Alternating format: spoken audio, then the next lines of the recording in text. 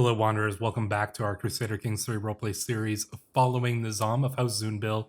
And as you can see, after achieving the prestigious position of Emir, our character has definitely matured in these last few years. Not only that, but we have conquered Zabulistan, so the first step in reconquering our old lands that were stripped from us in the wake of the coming Saffarid invasion. Well, our character has a lot of work to do, but we have the talent and the skills to pull it off. And well, what are we going to be trying to pull off? That is going to be eventually forming the kingdom of Kabulistan, which means that we're going to need to take these old lands, which once belonged to our family, to our dynasty, but no longer. Now, I left the question up to you as to where we should make our eventual capital. And there are a few options. If we take a look at our faith, our secret faith here, Zunism, we can see that the three holy sites that are within our region are Bast, Kabul, and Multan. Now, Bast is obviously an option of somewhere where we could make our capital, but it's not the best. It's not the duchy capital of the Sistan duchy here. It's dry lands, so it's fine, but it's not really, there's nothing that really sets this apart. We want to take this for the Zunbil faith at one point, or the Zunist faith, I should say, but it's not really going to be the greatest place to make our capital. The real two options are Kabul, which we'll get to in a second, and Multan. Now, Multan I like because obviously we would get to build our temple on it, which gives you that quite nice 20% development growth and a lot of other bonuses. That would be very good because Multan is actually farmland, which is the best terrain for building up your development. So this gives another 20% boost. So that would be up to 40%, not to mention any other things that we could get to continue to boost that up. So we could really max out development quite well here on this river system. And that would be pretty nice. It'd be nice to really just develop up a really awesome capital. I had a lot of fun in our Tal playthrough with the Zaydan dynasty. But yeah, is that most fitting though? I don't know if it is. And it seems like generally everybody agreed that we should stay in the mountains of Afghanistan. This is our ancestral homeland. We are an Afghan person, and the culture here has developed in these mountains for a long time. Kabul is actually not that bad because, one, it can get a temple as well, but it's also the duchy capital, so we can get a duchy building and that special grand temple building. We could as well in Multan.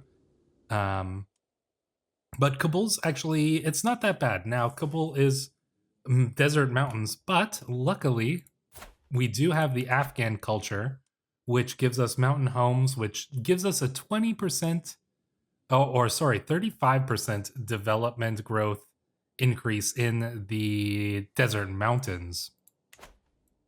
So we would get 35 from that, which would offset the minus 50 here by 15, and then we get another 20% for building up the Grand Temple. So you'd actually be getting plus 5% development if we built our capital here in Kabul, which is not bad. At least it's not a negative. So it could be much worse. And then we do also have this mine here as well, which we do get some bonuses from, I do believe, because of our cultural tenets. So yeah, Kabul is looking like the place to be, and that's what we're going to aim for. We can't do anything about it right now because we do have the truce. It's going to last for 4 more years. So we'll need to bide our time and figure out some things to do until then. Now, there are a couple things that I want to do before I start time here, and that is the fact that we have not yet had a son. We've got a couple daughters here, but our wife has not given us a son. You'll remember we had an ex-wife too. We don't talk about her anymore. But yeah, our first wife, Amira Farhana, has not yet given us a son, which is concerning.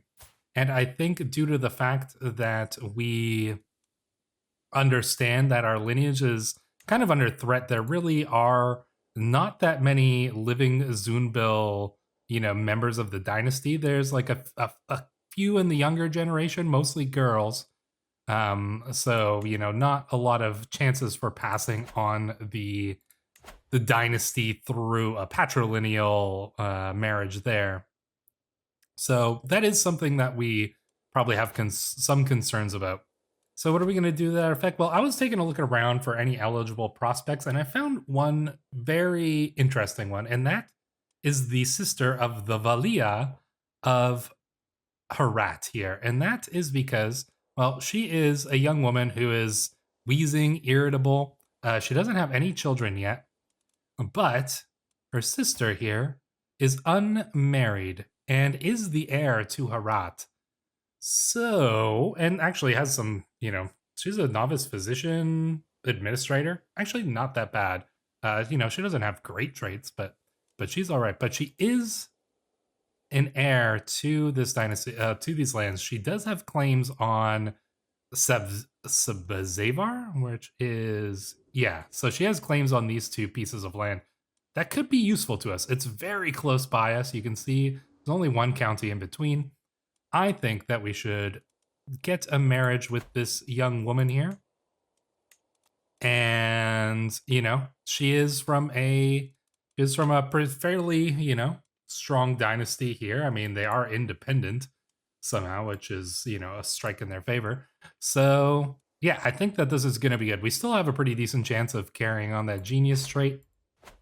I'm not really too concerned about that. You guys know that if I was playing this game in just a normal kind of way, I would probably be aiming to get the best traits all the time. But I'm playing a roleplay series, and in a roleplay series, I like to factor in things other than what's the mechanically best option. Does this character make sense for us to marry?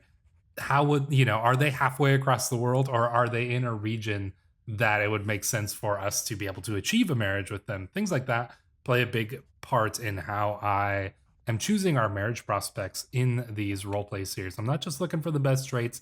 I'm not just looking for the strongest alliances. I'm trying to look for things that would make sense from a roleplay perspective. So I think that that's a pretty smart match for our diplomatic-minded character, and we'll see if it pays off. In any case, we have a mental break. Dark thoughts. Guilt and shame have been plaguing me of late. All of my sins, my flaws, my failings. These dark thoughts distract me from my responsibilities and keep me awake at night. I feel like I must do something to put an end to this mental anguish, but what could possibly help? Donating to charity. We could become improvident. Some hashish will put my mind to ease. Or I must be strong and resist these impulses. Let's see. Hashishia. Yeah, there we go. -2 stewardship, -2 learning, stress loss plus 20%. I don't mind this option, actually. So we'd be depressed, and we'd be leaning in towards the hashish for dealing with that. That is not a good combo, I will tell you. But I think that's what we're actually going to choose for our character, because one, it's going to give us some nice options for dealing with our stress, which was starting to get out of hand, and it kind of fits for our character. We're like this young, fairly rich genius. We've got dark secrets about our faith that we are not willing to, we can't share.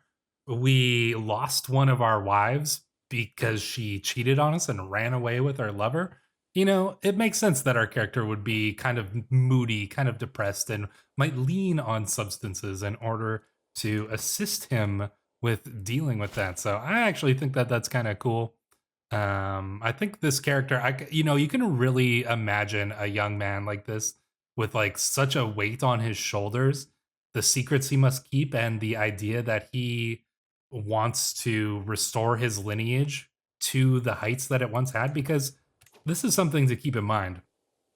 Up until like one generation ago, it was just our, let's see, I believe it was our grandfather or great grandfather here. Yeah, look how much lands they ruled compared to what we have now. They had all these lands, and they had Sistan as well, and this is just within the game.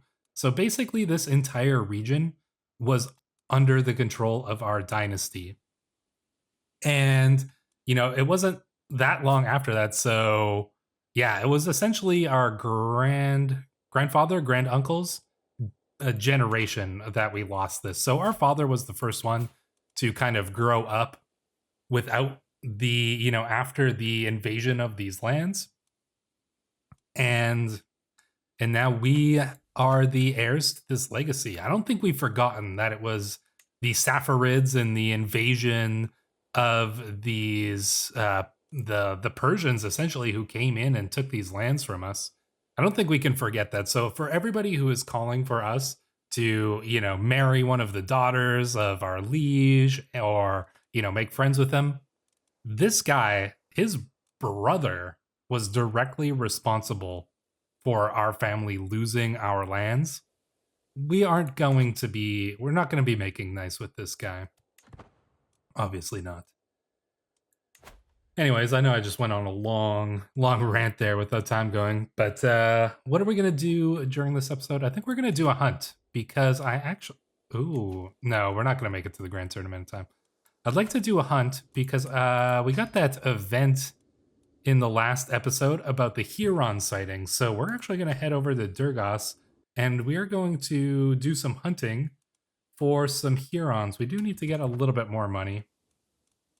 So we'll just let the time go up.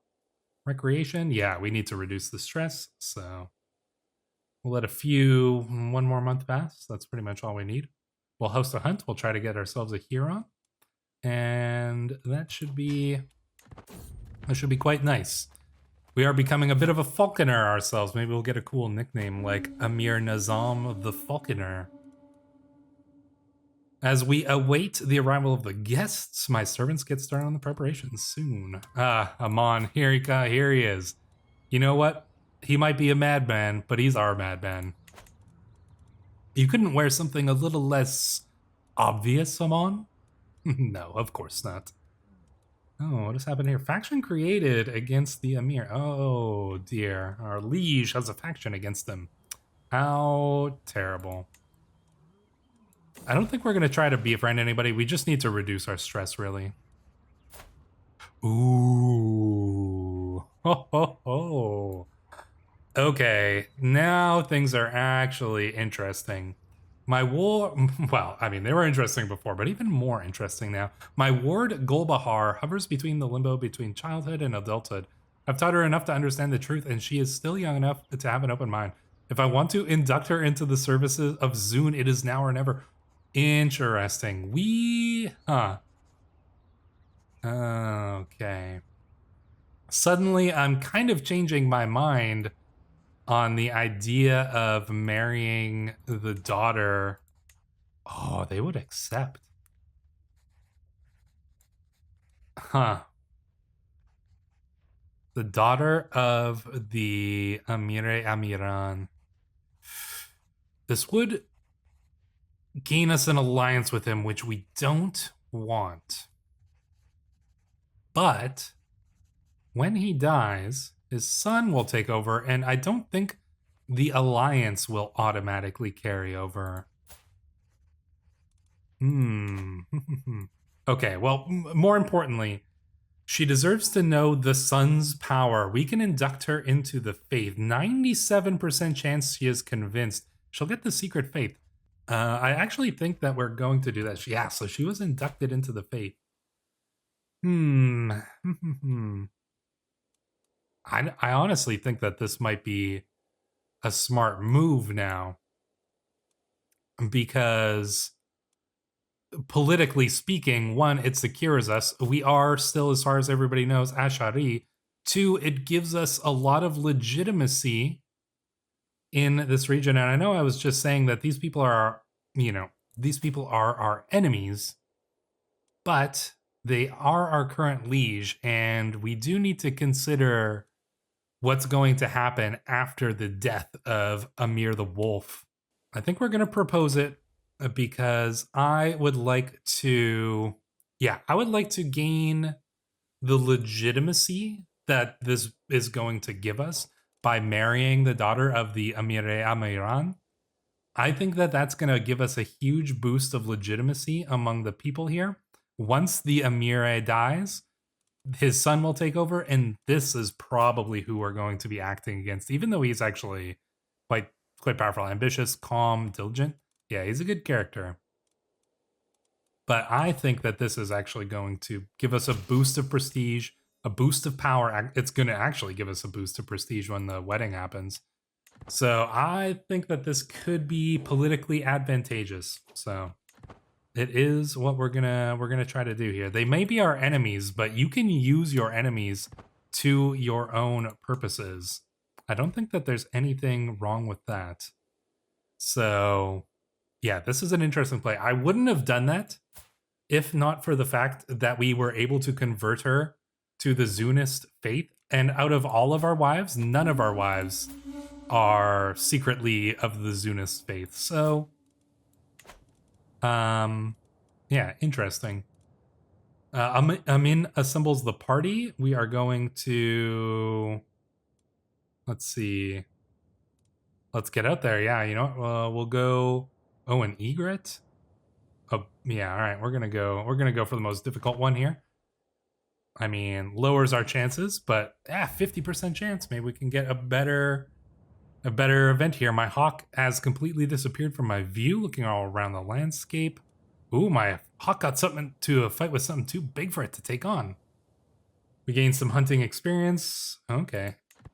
Gain a little bit of a boost to the hunt success chance here. Uh-oh. What are you up to, Amin? My court physician, Amon, or should I say Amon? My court physician, Amon, has dismounted to squat in the gravel, carefully examining a lily flower. He appears to have lost all interest in the hunt. Amir, look at all the useful herbs and flowers here. This one can soothe aches, this one aids a broken toe, and this one wards off a lover's pox. He says with a wink. Okay, Amon. Get back on your horse, Amon. Fascinating, what's that flower? My physician will have what he needs? I think we just shake our head and say, Amon, get back on your horse. Come on now. We're hunting. What are you doing here? Oh, what a guy. What a character that Amon is.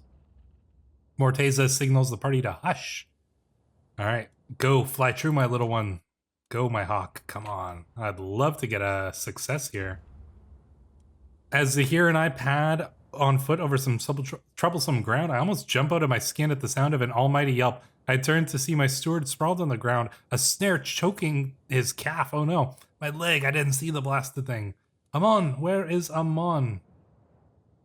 I mean, obviously we're gonna help Zahir. So Zahir and Amon, you two can assist each other here.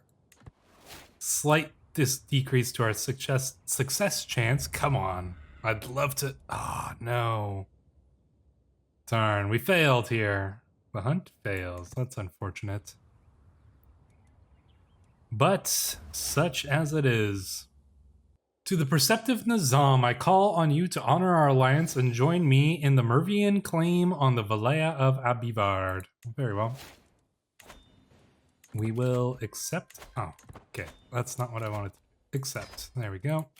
And oh, now we're being called on by what? Okay, now. Look at this.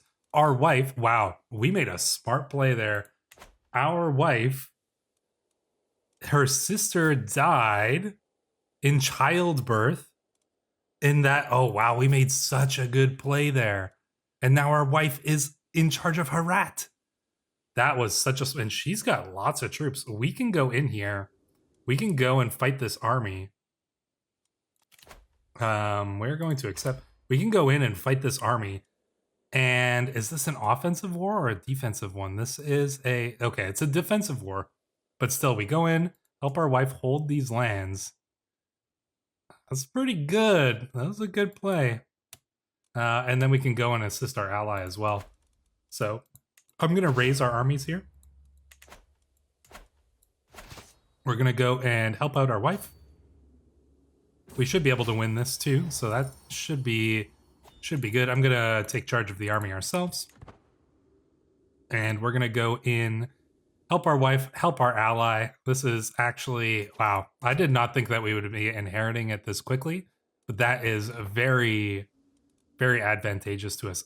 If she has our heir, even better, because then our heir will inherit these lands as well. So playing that political game, and we are playing it well. Okay, we do need to meet up with our wife's forces here. She's got some troops down there. I wonder if they must have hired some mercenaries here. So we're gonna move in. We'll join up with her, and then we'll go in and assist our ally here. So there we go. Finished a hunt, got to make some political plays, and now we are in quite an advantageous position. We've got some strong allies, potentially inheriting some lands, you know, filling out this region. This region is kind of where I'd really like to develop the main core of our territory. But we'll see. Oof. Oh no. Okay. Her army did get caught over there. So we're gonna have to get this siege down and then go and deal with their forces there.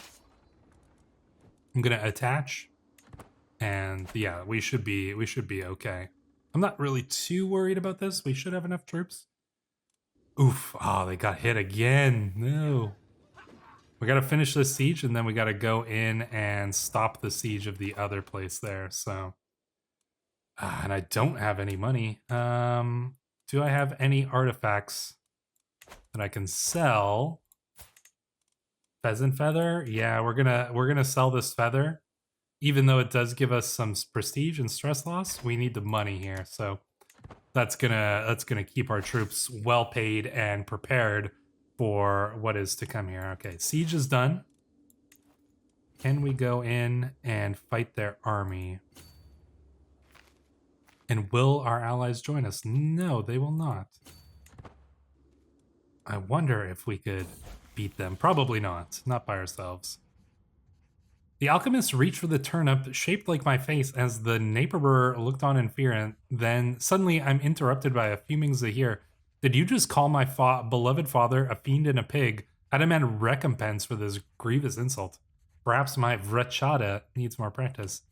I'm terribly sorry. I hope this is enough. You misheard. I called him perceptive and a lionheart. That is surely what I'm just practicing. Yeah, you know what? Let's see. I think that we're gonna say, we're gonna take a little bit of stress here, but we're gonna say, we're sorry, Zahir. Remember, that man was our teacher, our university teacher. So we're just gonna say, I'm sorry, my friend. We did misspeak. I apologize. Can we actually? Okay, he's just going to siege down, but you're gonna lose your capital. I mean, our wife is, anyways. Oh, not good chance. Chances are even, but they have so many more troops than us. Is there anything that we can do to potentially assist in this? What kind of troops does he have? He's got some levies and mercenaries. Don't know what kind of mercenaries he's got. 500 AR. Oh, I wish our ally would come in and join us. Well, obviously, if they win this battle, the siege is going to be done. The claim on Sabraziar. Okay. So at least our wife will still retain one. Tactically speaking, if we don't somehow pull off a win in this fight, then, well, no, I think he's gonna, I think he would still win it. Battles lost, war score. This is the war target. I don't know. I don't think going in and sieging, assisting our allies is gonna help. I don't think we can win this fight. Do we just go and start to siege down his land? Maybe. I don't know if I want to use my troops in something that might be futile. Golbahar has come of age. She is competent as a clerk. Until we meet again, Golbahar, which is probably going to be immediately because we are going to make her our wife here. So there we go. And what? Interesting. Nickname, the Lord of Zamindawar. My liege, have you heard what they call you? They call you Amir Nizam, the Lord of Zamindawar. Well, we are the Lord of Zamindawar, so yeah. But I actually like the ring of that, the Lord of Zamindawar. That is pretty cool. I could get used to this name. Boom, we gain a little prestige. Ooh, what is this? As I push aside the sheets to lay down, I find a little scroll resting on my bolster. Someone has entered my chambers unnoticed. A chill runs down my spine as I carefully unroll the thick parchment. My gallant paragon, lord of my heart, I can keep my feelings secret no longer. From this day on, I will do everything in my power to prove my loyal affections. We will see each other soon. Until then, dream of me, my love, eternally yours, Amira Farhana. What is going on in our characters' love life and okay, so you flatter me, my lady. I guess we can accept our first wife's endeavors to win our heart here. I'm gonna pause it here because consider what just happened. We've spent many years with our wife, probably what, 7 or so? She's only given us daughters. So, perhaps we started to worry about passing on our lineage, like I was explaining at the beginning. So we thought, well, let us get ourselves an alliance with a nearby ruler with a potential for, maybe getting some claims on here and having our dynasty potentially inherit, or just having a strong alliance nearby. We get that marriage, and then our wife inherits those lands like almost immediately after. Not only that, but we managed to convert the daughter of the Mire Amiran to the Zunist faith and managed to use our influence over him to get ourselves a marriage alliance, which will definitely prove powerful and prestigious. And then our wife comes trying to win our love. Things are getting real interesting here in the House of Zunbil, and we will continue this in the next episode. I am looking forward to hearing your comments on what we should do in this situation, and I'm interested to hear your thoughts on how we should play out this whole kind of dynamic between us and our 3 wives here. So, like I said, looking forward to your comments. Until the next episode, Wanderers. I will see you then.